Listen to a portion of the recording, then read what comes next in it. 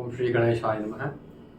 ಶ್ರೀಮಾತ್ರೇ ನಮಃ. ಶ್ರೀ ಗಣಪತಿ ಅತಿಮಧುರ ಚಾಪಹಸ್ತಾಂ ಅಪರಿಮಿತ ಮೋದಮಾನ ಸೌಭಾಗ್ಯಾಂ ಕರುಣಾಂ ಅತಿಶಯ ಕರುಣಾಂ ಅಭಿನವ ಗುರುಸುಂದರಿ. ಎಲ್ಲರಿಗೂ ಸರ್ವರಿಗೂ ಶ್ರೀ ದೀಪಾವಳಿ ಹಬ್ಬದ ಶುಭಾಶಯಗಳು. ಭೋ ದೀಪದೇವಿ ರೂಪಸ್ತ್ವಂ ಕರ್ಮಸಾಕ್ಷಿ ಹ್ಯವಿಘ್ನಕೃತ್ ಯಾವತ್ ಕರ್ಮ ಸಮಾಪ್ತಿ ಸ್ಯಾತ್ ತಾವತ್ ತ್ವಂ ಸುಸ್ಥಿರೋ ಭವ.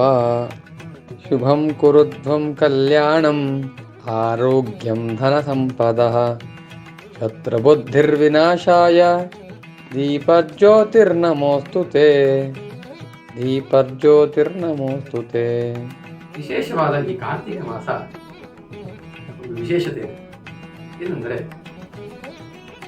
ಕಾರ್ತಿಕ ಮಾಸ ನಮ್ಮ ಚಳಿಗಾಲದ ಮೊದಲ ತಿಂಗಳು. ಈ ಚಳಿಗಾಲ ಪ್ರಾರಂಭವಾಗುವುದಕ್ಕೆ ನಾವು ವೈಜ್ಞಾನಿಕವಾಗಿ ಶಾಖೋತ್ಪತ್ತಿ ಮಾಡಬೇಕಾಗಿದೆ, ಜಾಗೃತರಾಗಬೇಕಾಗಿದೆ. ಇಲ್ಲದಿದ್ದರೆ ನಾವೆಲ್ಲರೂ ನಿಧಾನಗತಿಯ ವಸ್ತುಗಳಾಗಿಬಿಡುತ್ತೇವೆ, ನಿಧಾನಗತಿಯ ಕಾರ್ಯಗಳಾಗಿಬಿಡುತ್ತೇವೆ. ಹಾಗಾಗಿ ನಾವೆಲ್ಲರೂ ಮಂದಗತಿಯನ್ನು ಬಿಡುವುದಕ್ಕೋಸ್ಕರ ನಮ್ಮ ಪೂರ್ವಜರು ಈ ದೀಪಾರಾಧನೆ, ದೀಪಾವಳಿ ಎಂಬ ಸಾಂಕೇತಿಕವಾದ ಸಿದ್ಧಾಂತವನ್ನು ಹೊಂದಿದ್ದಾರೆ. ನಾವೆಲ್ಲರೂ ದೀಪವನ್ನು ಬೆಳಗುವುದರ ಮೂಲಕ ನಾವೆಲ್ಲರೂ ಜಾಗೃತರಾಗುವುದು.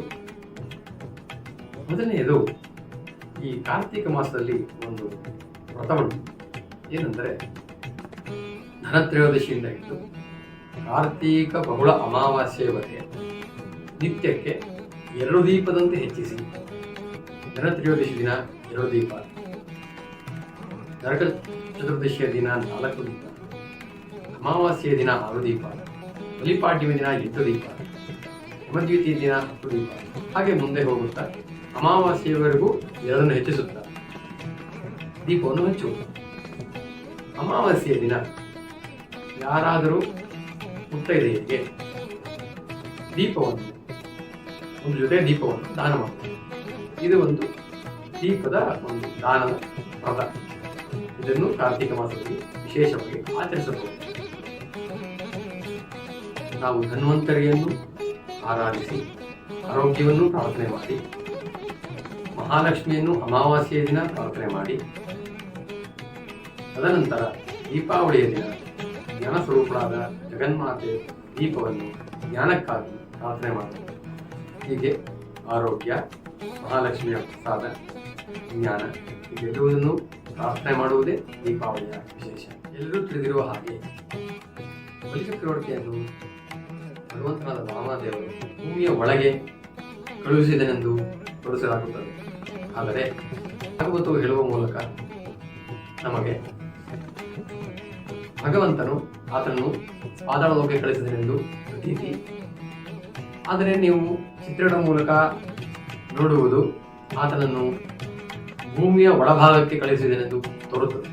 ಆದರೆ ಭಾಗವತದಲ್ಲಿ ಆತನು ವಿಮಾನವನ್ನೇರಿ ಹೊರಟ ಎಂಬ ಉಲ್ಲೇಖವಿದೆ. ಇದರ ಬಗ್ಗೆ ಒಂದು ಸಣ್ಣ ಮಾಹಿತಿ. ಪಾತಾಳ ಲೋಕವೆಂದರೆ ನಾವು ನಿಂತಿರುವ ಭೂಭಾಗದ ಕೆಳಗಿನ ಭಾಗ. ಭೂಭಾಗದ ಕೆಳಗಿನ ಭಾಗವೆಂದರೆ ನಾವು ನಿಂತಿರುವುದು ಸುತಳ. ನಮ್ಮ ಕೆಳಗಿನ ಭೂಭಾಗವೆಂದರೆ ಭೂಮಿ ಗುಂಡಾಗಿರುವುದರಿಂದ ನಮ್ಮ ಕೆಳಗಿನ ಭಾಗ ಎಂದರೆ ಈಗಿನ ಮೆಕ್ಸಿಕೋ ನಗರ, ಮೆಕ್ಸಿಕೋ ರಾಷ್ಟ್ರ, ಅಮೆರಿಕ ರಾಷ್ಟ್ರವಾಗಿರಬಹುದು. ಈಗಲೂ ನಾವು ಮೆಕ್ಸಿಕೋ ನಗರದ ವಿಶೇಷತೆಗಳನ್ನು ಗಮನಿಸಿ ಅಂತರ್ಜಾಲದಲ್ಲಿ ಹುಡುಕಿದಾಗ ಅಲ್ಲಿರುವ ವಾಸ್ತುಶಿಲ್ಪಗಳು, ಸಾಕಷ್ಟು ನಾಗರ ಚಿತ್ರಗಳು ಕಾಣಬರುತ್ತವೆ. ನಮ್ಮ ಪೂರ್ವಜರ, ನಮ್ಮ ಇತಿಹಾಸ ಪುರಾಣಗಳ ಪ್ರಕಾರ ಪಾತಾಳ ಲೋಕವೆಂದರೆ ನಾಗಲೋಕವೆಂದು ಪ್ರತೀತಿ. ಹಾಗಾಗಿ ಮೆಕ್ಸಿಕೋ ನಗರ ವಿಶೇಷವಾದ ಸರೀಸೃಪಗಳು, ನಾಗಗಳನ್ನು ಹೊಂದಿದೆ. ಪ್ರಪಂಚದಾದ್ಯಂತ ಕಾಣದಿರುವಂತಹ ಸರ್ಪಗಳು, ನಾಗಗಳು, ಸರೀಸೃಪಗಳು ವಿಶೇಷವಾಗಿ ಮೆಕ್ಸಿಕೋ ರಾಷ್ಟ್ರದಲ್ಲಿ ಕಾಣಬರುತ್ತವೆ. ಹಾಗಾಗಿ ನನ್ನ ವಿಶ್ಲೇಷಣೆ ಏನಿರಬಹುದೆಂದರೆ, ನಮ್ಮ ಪಾತಾಳ ಮೆಕ್ಸಿಕೋ ನಗರ ಬಲಿಚಕ್ರವರ್ತಿಯು ವಿಮಾನವನ್ನೇರಿ ಪಾತಾಳಕ್ಕೆ ಹೋದನು. ಅಂದರೆ ನಮ್ಮ ಭೂಭಾಗದ ಇನ್ನೊಂದು ಭಾಗಕ್ಕೆ ಹೋಗಿ ನಮ್ಮ ಕೆಳಗಿನ ಭಾಗಕ್ಕೆ ಬಂದಿದ್ದಾನೆ. ಭೂಮಿಯು ಗುಂಡಗಿದ್ದು ನಾವು ಒಂದು ತುದಿಯಲ್ಲಿದ್ದು ಅವನು ಇನ್ನೊಂದು ತುದಿಗೆ ಹೋಗಿದ್ದಾನೆ. ಪಾತಾಳ ಲೋಕವೆಂದರೆ ಭೂಮಿಯ ಇನ್ನೊಂದು ಭಾಗ. ಇದರ ಬಗ್ಗೆ ಕೆಲವರು ಸಂಶೋಧನೆಯನ್ನು ಮಾಡಿ ಶ್ರೀಯುತ ಪಾವಗಡ ಪ್ರಕಾಶರು ಹಾಗೂ ಇನ್ನೂ ಅನೇಕರು ಇದರ ಬಗ್ಗೆ ಉಲ್ಲೇಖ ಮಾಡಿದ್ದಾರೆ.